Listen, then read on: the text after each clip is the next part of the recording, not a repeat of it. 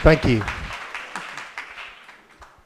So it's a great honor to attend the third Polyglot event that I have. The first being, of course, in Budapest, the second in Berlin, and finally here in Novi Sad. What I think has been so nice about all of these events is that they all have their own particular high points.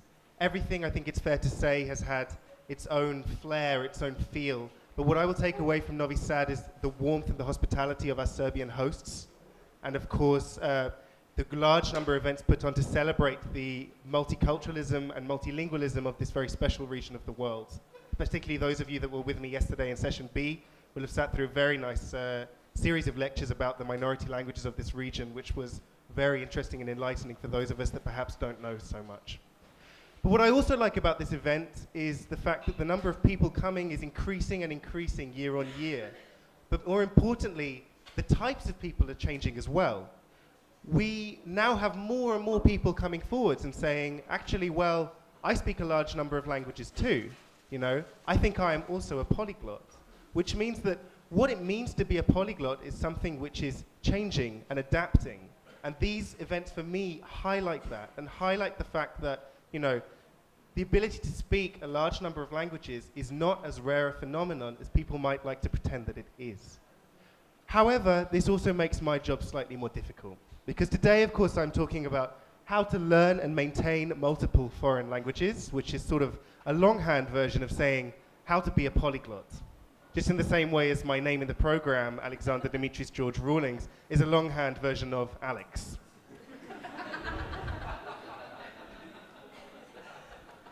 But this is what we're talking about today.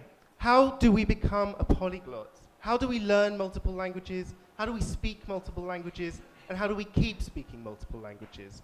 Well, this community has progressed a long way from the days of a few videos on YouTube with lots of troll comments and things like that to, you know, filling rooms at moment's notice around the world full of language enthusiasts who all have very different methods, who all have very different goals, who learn different languages and have different priorities.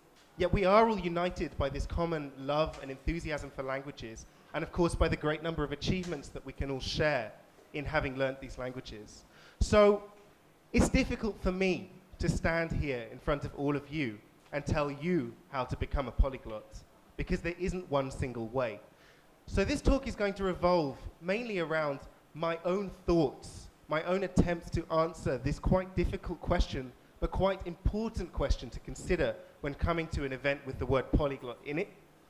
But I would also like to talk about your ideas. I would also like to talk about your experiences, how what you have done compares with what I have done, how our ideas are different and the same.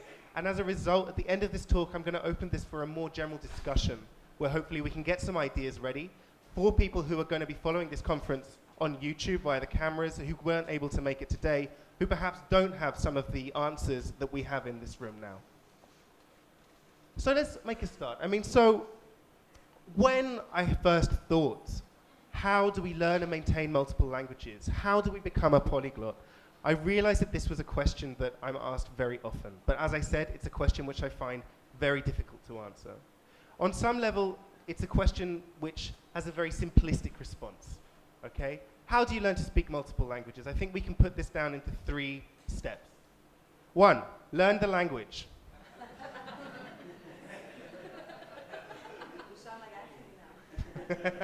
Yes, exactly. I was, anyway. Step 2, speak the language. Step 3, keep speaking the language.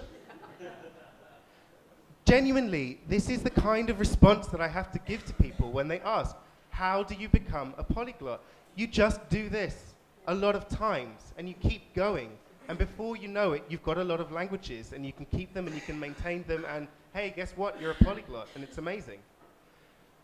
But of course, we have 45 minutes, so this is not the end of my speech.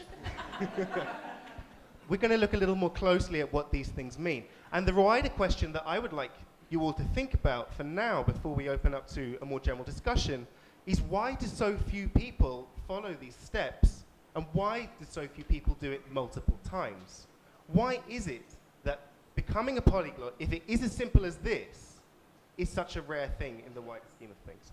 So let's first of all think about how we learn a language. Those of you who were in Niels Iverson's fantastic speech yesterday will have picked up some incredible tips about how we answer this question. Niels showed us his systematic way of learning vocabulary, his approach, the way that he uses dictionaries to his own advantage. And I think, it's very difficult for me to contradict or really add to that because I found it so useful personally for my own learning. But there's a certain formula that I think we have to stick to, a certain rubric when it comes to learning new languages, which I think in many cases can be infallible. This is the kind of thing which you develop through experience, through having tried to learn a lot of languages, through maybe having experienced some failures and some disappointments, and then working out how you can change things. So first of all, we need to set realistic goals. We need to decide, for example, for example, now is October. In April, I would like to be reaching intermediate fluency in the language that I'm learning, okay? I'll give myself 6 months, for example, to sit down with books, with all sorts of materials, and to really make this effort to go forwards. I know that there are various ideas floating around that, we can maybe expedite this process, that we can make this more quicker than it is.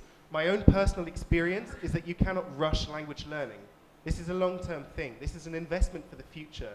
So why put 6 months of learning into 3 months or even 2 when you can extend it and really solidify what you have so that you aren't left with gaps later in your learning? That's my own personal experience, and that's the kind of thing which I'd like to hear from you about later. So let's set realistic goals. Let's decide what we want to achieve, how long we want to achieve it. Let's think about whether that is achievable, and then let's stick to that. Let's work out how we are going to learn it. Let's find our materials. Are you going to go and find books? Do you want to learn on the internet? Would you rather have a teacher? Is it possible for you to find a teacher where you live? Are you going to have to look at learning the language through things like Skype? These are very important questions at the start of every language learning process that you have to answer and that you have to find satisfactory answers for in order for this not to simply flop, in order for this not to simply be the famous chapter 3 syndrome where we get to the 3rd unit of the book and put it down and that's it. And, oh yes, I once learned a little bit of Danish, for example. So where are you going to get your materials from? Do you like the ones that are available? And would you like to use multiple materials to consolidate what you're learning? Do you like the explanations in your grammar book, or do you want to shore it up with something else? Personally, I think we should try and aim to use as much as possible. You want to get as many different sources telling you about grammar information, about vocabulary, because these resources do have mistakes, and it's important to make sure that you're covered. We need to work out the time question. You need to work out in your schedule how much time you can set aside to learn the new language. Now, my own personal feelings is that less is more. I don't believe in sitting down and kind of swatting for hours on end. I find that to be very unproductive for me. I like to aim to do sort of maximum 1 hour per day, maximum, and split that up into 15-minute chunks, which I can do throughout the day. I find that that keeps my brain refreshed, and I find that that keeps me motivated, and that keeps me coming back to the language that I'm learning. However, of course, I have spoken to people for whom, clearing 8 in the morning till 11 in the morning and just sitting down and learning it works. So this is something that I think as you learn more languages and as you get more experience, you will learn about yourself and that you will become more comfortable doing. We need to keep reviewing things. We need to make sure that everything is working. We need to give ourselves regular tests. We need to make sure that we're on track with where we want to be. So for example, many courses come with tests built into them that you can check. Am I reaching B1? Am I good with this unit of vocabulary? Do I have any gaps? And if you find yourself failing these tests, you need to reassess what you're doing, which is of course this point. Keep constant track of your progress. Make sure that you are aware where your weaknesses are, what you need to work on, what you feel more comfortable with and what you don't. And then finally, make changes to your schedule if things aren't working. If you're finding that a certain space is becoming unproductive, it's time to move. If you're finding that you're bored of a certain book, throw it away and get a new one. If you find that you've reached the end of the line with your teacher and you're no longer learning as efficiently as you were, get a new one. And I'm sure that if your teacher's professional, they will support you in that decision. So this is how we learn a language. It's a lot of information to take in. And it's definitely a very big decision to make, actually, with every language that we make. We have a lot of things to consider. We have a lot of things to get through. And so this is my first idea of why it is that not everyone becomes a polyglot. This is off-putting for a lot of people. I currently work in a language school where people come in for maybe 90 minutes a week, and they expect that to be enough. They expect the teachers to do the work for them. They expect to be taught, when actually, I don't feel that language lessons should be about doing students' homework. I feel that there should be just as much effort put in from the students as there is from the teachers in order for the learning experience to truly work. And certainly in secondary schools, for example, I think we're all guilty of demanding a little bit too much of our teachers and not always putting in enough work, okay? So this is how we successfully learn a language, and this is perhaps why we already start to lose people on the journey. But then we move on to a more interesting question of how do we actually speak the language? And this was something that Niels mentioned yesterday in his speech. He talked to us for a long time about the various methods that he could use to learn vocabulary, but he was very clear that this is not enough to speak a language. You can sit there with grammar books, you can sit there memorizing vocabulary lists, you can learn 5,000 words of Finnish, for example, but that doesn't mean that you'll be able to go to Finland and speak Finnish. So we actually have a very different challenge here. Now, the big thing is that for many people this is not something that they're interested in. Some people want just to learn about a language. Some people want just to be able to, for example, read in a language, okay? The actual interaction with someone in a foreign language is not really on the cards for some people. For me, this has always been an enormous priority because language learning for me has been about connecting with people. It's been about meeting new people. It's been about being able to travel and feel at home in whatever country that I'm in. So I've always worked hard on being able to speak the language as well as just learning the words. But of course, speaking is not something that we can do by ourselves. Speaking is something that requires a conversation partner, someone that we can speak to. And already here, we start to find another challenge. Where do I find someone that I can speak with? So we need to locate resources for speaking, and that of course means you need to find someone that you can speak with, someone that you can speak to. Many people feel that a native speaker is the right option for them. Many people have this idea that a native speaker is somehow superior to another speaker of a language in order to learn. This is a very hotly debated topic and a quite controversial one. My own feelings are that native speakers can be overrated. I work, for example, with a lot of teachers of English who are non-native speakers, but who have such a fantastic command of English that you're constantly thinking, where are they from? But these non-native speakers of English have a very sound knowledge of the grammar of English. They remember learning English. They remember the mnemonics that they use, the techniques they use for English, whereas I was lying in a cot gurgling occasionally saying, milk, milk. That was my learning experience. So we need to work out who we're going to speak to. If you don't know a native speaker of whatever language you're learning, you don't need to worry. Find someone who isn't a native speaker. Get over the initial barrier of this is a little bit artificial, why are we speaking a language that we don't share? And embrace it. Embrace the fact that you can now use this language to speak to people from all over the world, and that this has opened these doors for you.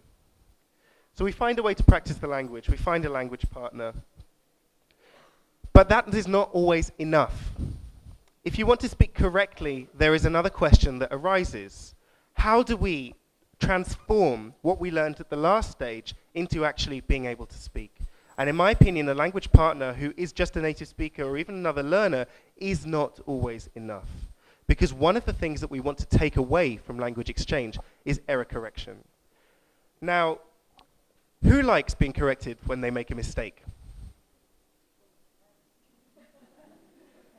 Almost everyone. Good. So let's extend this question. If we're having a conversation in English and you say to me, oh, I do a lot of mistakes in English, how would you like me to correct that error? Would you like me to say, make? Sorry, what were you saying? Who would like that? You very good language learners. All of you. Yeah. So, but unfortunately, this seems to be the way that most people think error correction happens, okay? Certainly my experiences of learning German, for example, this is how I was corrected consistently throughout learning German, yeah? I hadn't even got to the verb, and I was being interrupted.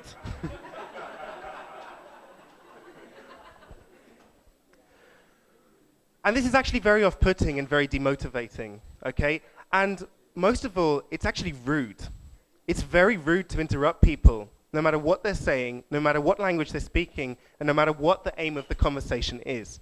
So if you have a native speaker that you can practice with, or even another learner who doesn't want your mistakes to enter their brain, this happens, you know, you need to sit down with them and say, I don't want you to just jump in and correct, okay? One way that we can do for error correction, and maybe this is something that you can try with your language partners or with your teachers if they don't do this already, sit there, talk for an hour, or maybe talk for 55 minutes, okay? Don't get a single correction for that entire time.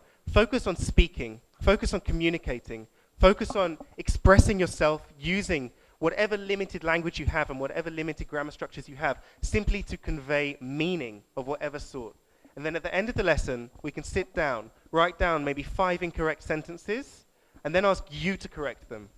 Because I guarantee that in most cases of mistakes, because of the enormous amount of work you put in the learning stage, you will be able to correct them. And you will know what the mistake is. And that will be a far more valuable way for you to improve your own speaking. So finding a teacher who knows how to do error correction is a good way to stop this from becoming a problem. It's a good way to keep your confidence going. It's a good way to continue enjoying expressing yourself in the language while still upgrading the language that you're using and still wanting to come back to speak it. But finally, there's a very important point with speaking a language, which is that actually this is far more than grammar books and far more than vocabulary lists. There's an extremely important cultural component to every language learning process. Because language is far more than just words, language is far more than just, you know, syntactical structures. We actually need to understand quite a lot about the people that speak the language that we are learning. Now, this cultural contact is what will allow us to become more authentic in the language that we speak. We need to access original examples of language. We need to find books, for example. If you don't like reading, like Richard, we can find TV shows.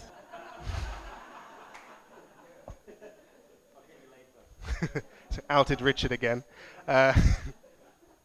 We need to find authentic sources of the language, which will give us cultural information, which will allow us to speak more authentically, which will allow us to use which will allow us to experience grammatical structures which don't exist in our native language, but which are completely natural and instinctive in the language that we are learning. My own experiences with this extend to verbs of motion in Russian, which is a completely unknown field to anyone who speaks a Western language, but which is such an important point of simply having to conceptualize. We have to conceptualize why in Russian we talk about going somewhere and never coming back, going there and coming back, going there by tram, going there by pogo stick, and going there by aeroplane. You know, the language expresses this in a way that Western languages don't, obviously not to that extent, but this is there. And grammar books simply didn't cut it for me. I read it again and again and again, and I didn't understand. Why do I say yezdil when I went on holiday, but поехал, for example, inside a town and things like this? Why did I need to do that? It was actually being in contact with Russian people, being in contact with Russian speakers, listening to them use these expressions in the original context, in natural context, that finally allowed me to assimilate it into my own speaking. Okay, and having a cultural background, being able to think about, for example, Russian literature, Russian plays, just general Russian scenes that I had experienced myself, allowed me to visualize when I would use specific grammatical constructions or not. Because if we're talking about authenticity, this is really where culture is very important. Because speaking simply what you've learned in the initial stages will make you sound robotic. And I don't think that's anyone's goal when starting to learn a language. We want to sound natural, we want to flow, and we want to sound that this is a language that we feel very comfortable in. But now we come to the slightly more difficult question. We've passed stage 1. We've passed stage 2. We've learnt and we're speaking the language. But where do we go from there? How many people in this room have learnt a language, they've learnt to speak a language, and they feel now that that language is rusty? You know what? I'm even surprised not to see more hands. You know, I think we've all been there.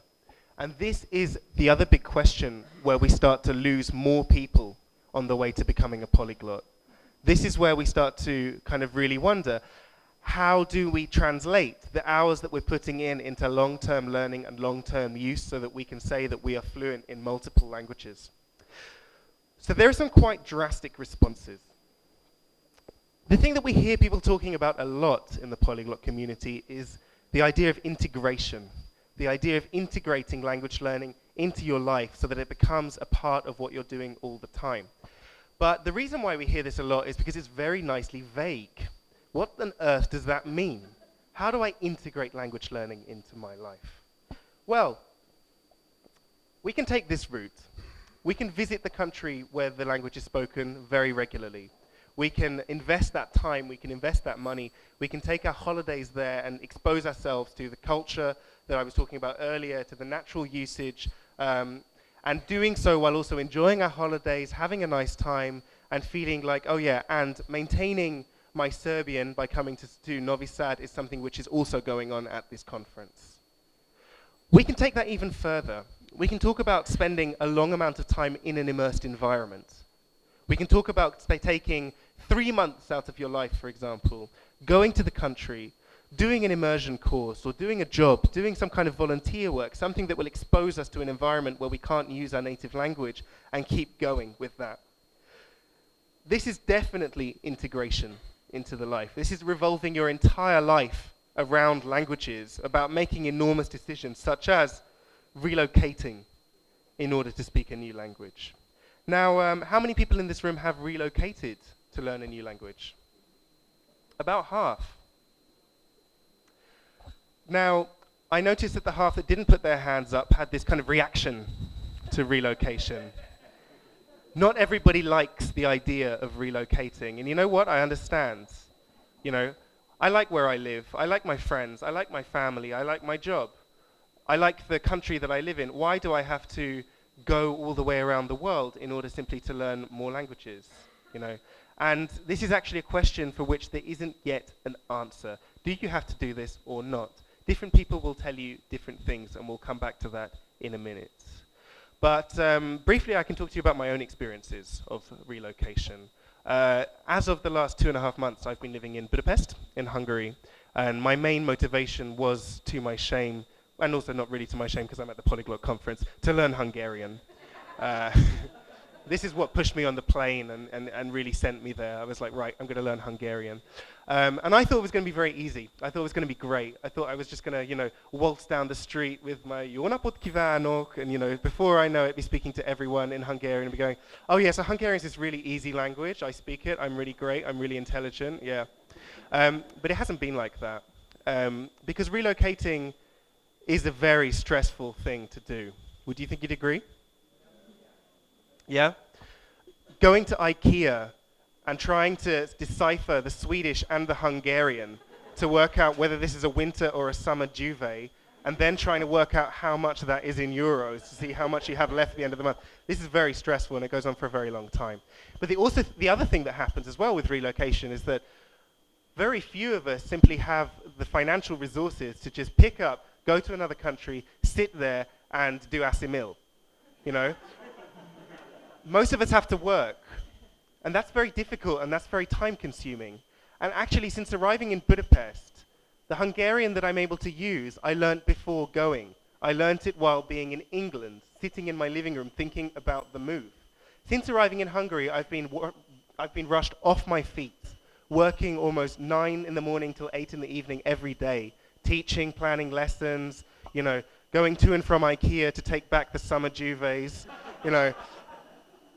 This has been difficult. So my experience is that living abroad hasn't advanced my language skills as much as I thought it would. It's been a distraction. I've used being in Hungary as an excuse not to study, because I thought, well, I'm here, I understand what they say on the tram, I'm making progress, it's great. But it's not really enough.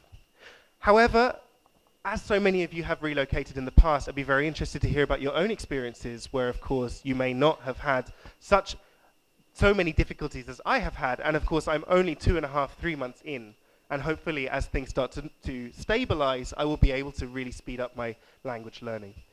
But let's talk about integration in a different light. Because, of course, this drastic path of moving country is not the only way. How can we create immersion without leaving the non-immersed environment that we live in? Remote immersion is what I call this. Now, this is a very complicated thing to create, but I believe that it is possible to some extent. When I was learning Afrikaans as a troubled teenager, thoughts of traveling to South Africa were completely beyond my imagination. There was no way that I'd be able to go to an immersed Afrikaans environment. The plane ticket was simply too long. My parents would never let me go because they said it was too dangerous, and it was just not going to happen.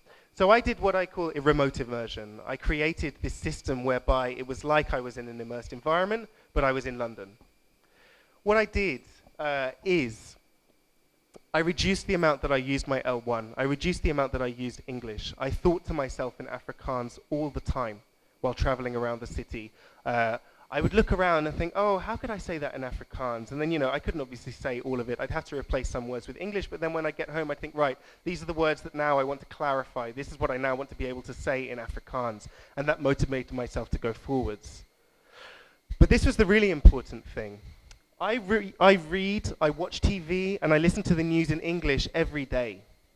And this is what I replaced. I started doing this solely in Afrikaans. I started reading books in Afrikaans that I'd get sent somehow by South African Post to London. I'd watch TV on the internet that I can find, and there wasn't very much 10 years ago. There's a lot more now, but I'd watch whatever there was, download podcasts and that kind of thing, and I'd switch my news intake from the BBC to News 24, to the Afrikaans news station, so that every day for 15 minutes or so in the morning or the evening, I was taking in this language as though I were in the country, as though I was sitting at the breakfast table, eating my boerewors and watching SABC1. This took me so far. This took me to a point where I got to an intermediate fluency while studying and while, doing this kind of immersion, and I felt happy with it. But of course, eventually, I did get the chance to go to South Africa, and when I visited, I was quite shocked at the large number of words I discovered that I'd never heard before. And I sort of heard them within half an hour of getting off the plane. They were that common. So this is where we get the bigger question. How can we guarantee that our remote and kind of internet immersion is authentic? How can we guarantee that we are actually learning the language which is being spoken on the ground? And is it actually possible to achieve true mastery of a language, C2 level mastery, without spending some time in an immersed environment? I see people going, no. Well, again, this is a difficult question because, as I said, at the language school that I work at now, there are English teachers who undoubtedly have a C2 level of English, who speak it almost without accent, whose level of idiom is beyond that of a native almost, and who have never left Hungary. How have they managed to do that with English without living abroad? Well, the question seems to be rather not how have they done it, but it seems to depend more on the language that they're learning. And I think that there are easier languages to achieve this with than others. English, for example, is a very easy language to receive materials for. It's a very easy language to access, and it's a very easy language to attain this level of authenticity in without moving from your living room. English is everywhere. Hungarian is not. And part of my reason for moving to Hungary is because I knew this, and I knew that I wouldn't be able to get that immersion, that authenticity in London that would make me a Hungarian speaker. And this is kind of what I had to take into account. Speaking as well with Richard yesterday about this topic, we discussed whether it really was possible to learn a language authentically and fluently without making this step, making this sacrifice, this extreme form of integration of relocating to another country. And we kind of agreed that this was the same thing. Richard said that, it would have been impossible to learn Macedonian without living in Macedonia and having the exposure to the language that you do. You'd be able to know it in theory, you'd be able to learn the language, but you wouldn't be able to speak it. And depending on your goals, that's a difficult question that you have to come across. But now I want to talk about a final thing, which is a little bit different. As someone who learns a lot of languages and has learned a lot of languages at a young age, something that I get asked a lot is, what were you doing your whole life? Did you have any free time? And I kind of think, I think so. I don't remember it being this dominating thing in my life, that I was learning languages and I couldn't, go out. I couldn't sit in playgrounds with my friends and, play computer games. I don't remember it being this much of a burden. But then when I think about it more, a lot of people when learning languages, and myself included, we make a lot of sacrifices. And we make a lot of sacrifices to become a polyglot. And I'd like to think now, how much do we have to sacrifice to become a polyglot? Do we have to sell our homes, for example, and quit our jobs and completely uproot to learn languages in the way that a lot of people in this room have done in order to learn them? Or do we just devote all of our free time to language learning? In a minute, I'm going to pause, and I'd like us to try and answer this question with all of us in this room, because I think that would be the most efficient way of getting to some kind of answer that would also benefit the people who are following this conference remotely. But personally, I think it's a bit of both. I'm able to integrate my language learning in a number of ways by not doing such drastic steps as this. For example, my Hungarian grammar book, which is a recent acquisition, for me, has become a bit like a Sudoku book. It's a 2-page spread. On the first page are a list of rules. The second page is a list of practice. And when I have a spare 20 minutes, I'm like, right, let's do this. And it's a lot of fun. And this is something that I can enjoy. For me, it's a similar level of challenge as a crossword or a Sudoku puzzle, sitting down and answering some Hungarian grammatical questions. And I'm learning. And it doesn't feel like I'm learning because this is fully integrated. If I wasn't doing this, I'd be doing something else. So that's that. Another way that I do this is because, of course, I'm trying to keep my German and my Russian going, and also my Spanish, which I've neglected for quite a few years now at university. And as I said, I like to read. I'm now reading exclusively in German because I enjoy reading in German, and I feel that that is the best way for me to get a lot of German language input without having to sacrifice time that I need to spend learning Hungarian. So I'm able to continue my German, I'm able to maintain it without moving to Austria or Germany from my own house simply by taking some time out with a book and reading. So that is how I integrate language learning into my life. I do things that aren't massively obtrusive. I've moved to a new country, but as I've mentioned, it's not been that successful. And now I'm going to pause for a bit, and I'd like you to think about how you integrate language learning into your life and what you have sacrificed in order to learn the languages that you have. Who would like to go first?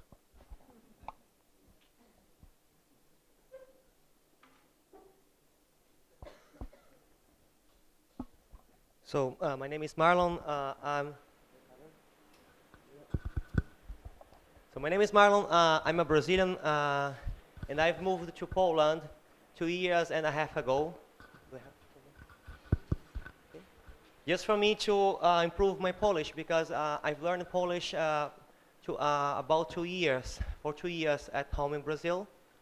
And in this case, it was a very great sacrifice, because it was my first time out of Brazil and here in Europe. And I could integrate the language in my life because I made friends in Poland before going there. Actually, I went to Poland through Esperanto. I can speak Esperanto as well. And in the beginning, Esperanto was like my fundament. I could only communicate fluently with the friends I had in Esperanto. And by occasion, I would use with them my Polish as well. And they could even use Esperanto to help me learning more, like new words, yes? And because I had much free time in the beginning, I was looking for a job. I had no job. I had only some money and a bank account, and I was thinking, whoa, the money is it's coming down.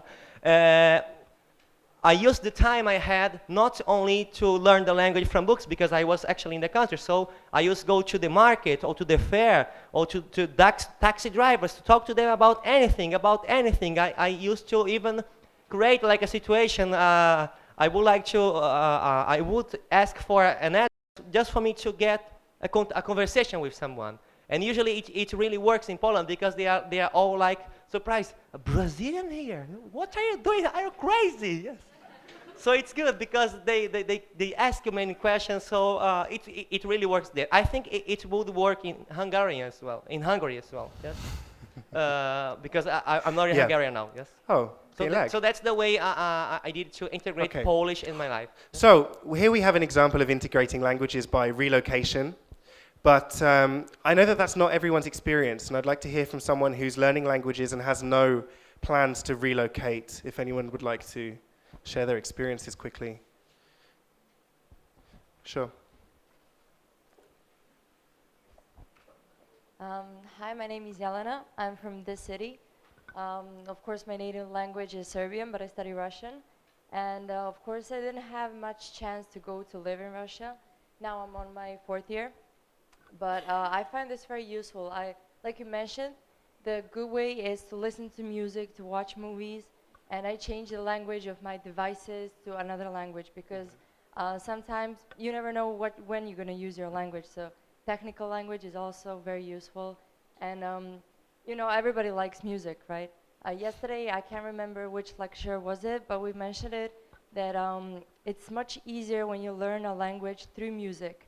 And maybe, because I played a bit of guitar, right? So maybe you can write your own poetry, maybe you can try to do something like that, right? Well, everybody has to discover what's the best way for them to memorize things. So sometimes when I see things, I memorize them, so you can just do things in your life. When I was in Poland, we used to put small stickers with names of things that we didn't know words for. So maybe that is another way to do, because you see all those things around you every day in your room. And Absolutely. Yeah, making use of the environment around you and putting that towards your language learning. Changing the language on your phone is one way to do that. I lost my phone on Thursday night. Putting stickers around everywhere to label objects that you don't know the name of to learn them, that's also definitely another way that you can do that. I mean, unfortunately, we are low on time, so I can't come and ask as many of you as I would have liked, but we have longer breaks today so that we can continue this conversation after the talk as well. So I mean, I'm going to have to finish, unfortunately. But basically, just some final thoughts on what being a polyglot is. We still don't really know yet. We don't really know what it is that means that some people go on to learn more languages than others. But we can have a guess. I think language learning has its highs, but it also has its lows. It can be extremely satisfying when we achieve mastery, when we achieve fluency, and when we feel that we can do things with languages. But that's only one side of the coin. The other coin is the work that we have to put in to get there, and that involves a lot of failure, a lot of disappointments, a lot of not understanding things and having to just think, right, okay, I'm going to have to take a few minutes out here to rethink this. And not everyone can do that. Not everyone is prepared to go through that experience every time. So maybe that's what being a polyglot is more about. The ability to deal with the humiliation of not being able to express yourselves several times over in lots of different countries, but the optimism that one day you'll be able to do that, and the motivation to carry on and try and achieve that. And as long as we keep this attitude, nothing is hard, nothing is easy. We simply talk about things that we have learnt and things that we haven't learnt yet. We will definitely achieve success with learning languages. Thank you very much for your attention.